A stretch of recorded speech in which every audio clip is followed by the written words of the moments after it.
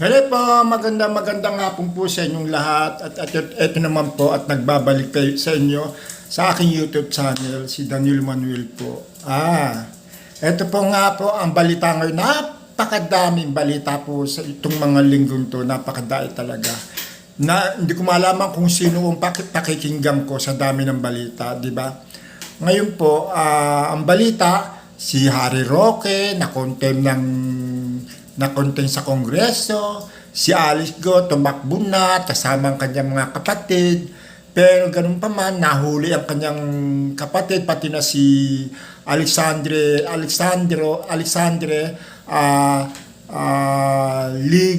Leong, yan, binalik uli sa Pilipinas para imbestigahan ang mga magkapatid ng mga mastermind ng Pogo, mga leader ng Pogo, para sila ay kasuhan. Pero ganun pa man, siyempre hindi naman pwede silang kasuhan dahil gawa ng siyempre kailangan pa nila maghanap sila ng kanilang abogado para sila ay mahaian ng kanilang mga kaso.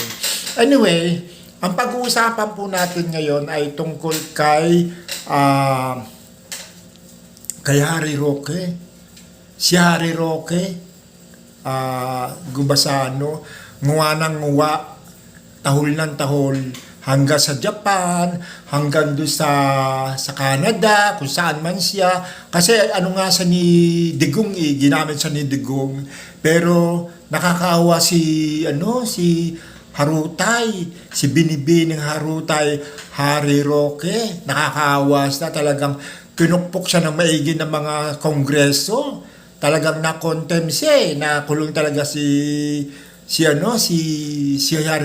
Harutay. Ang mahirap diyan, nguwa nga siya ng nguwa. Siya ang nguwa ng nguwa kala Ferdinand sa ating Pangulo.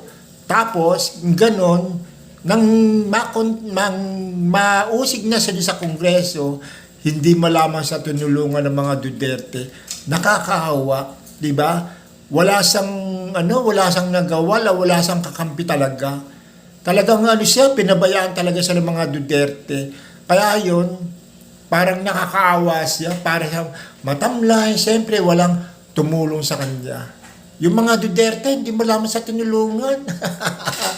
Para siyang naging lantang gulay. Kawawa si Harry Roque.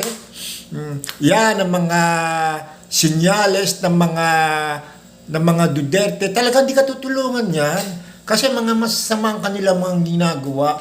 Bakit kamo? Sige nga, ang presidente, mamamatay tao, pinatay niya yung 3 Chinese. Di ba, yung mga Chinese, gumamit siya ng dalawang preso para patay yung 3 Chinese. Talagang kamao ang ginagawa ni Duterte. Pagkatapos yung kanyang mga anak, manugang, sige nga, mga drug lord. Hindi sila addict. Hindi ho sila sa addict. Nga lang, sila ang mga nagsusupply sa iba't ibang lugar. Tulad ng ating Pilipinas, tulad ng Malaysia. Siguro ganyan yan eh. Kaya, ang sasama ng mga hinain ng mga Duterte, mga talagang mga adik. Sila ang adik, hindi si Ferdinand Marcos. Kasi bakit kamo? Si Ferdinand Marcos ba nahuli ba nilang gumagamit? Nahuli ba nilang na-deliver? Hindi, di ba? Kung nakikipagsabuatan ba sila sa Chinese para mag-umorder ng mga shabu? Hindi. Ang mga Duterte lang, tingnan mo, talagang ginawa na nila ng pagkakataon para sila ay mag-import ng shabu dito sa Pilipinas. Di ba? Tama naman yung mga balita ng ganyan. Ngayon, ano nangyari kay Duterte? Karma. Katulad na kay Dilima. Kinamaog talaga niya. Ano ngayon? Ngayon, siya na ngayon yung usigin. Pinatatawag si Duterte ng Kongreso. Hindi natin alam kung ahatin yan. I'm sure makikipagpatintero muna yan bago yan magkaroon ng hearing dito sa Kongreso. Hindi papayag yan si Duterte pa, di ba? Mukhang hayop. Ngayon, ang masasabi ko lang kay Duterte, maganda yung kanyang pamulakad sa mga daan. Ngayon sinuklian siya dahil masama yung kanyang mga ginawa eh. Hindi maganda siya naging leader ng ating Pilipinas. Kamao ang kanyang ginawa. Galit, gante. Di ba? Yan ang kanyang mga ginawa sa Pilipinas.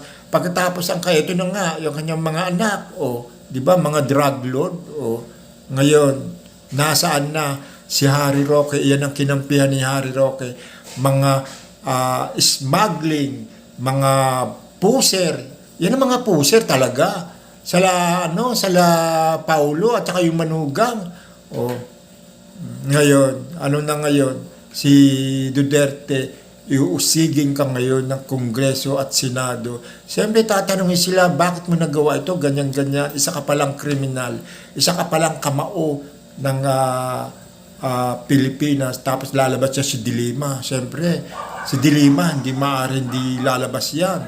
Tatawagin ng Senado yan.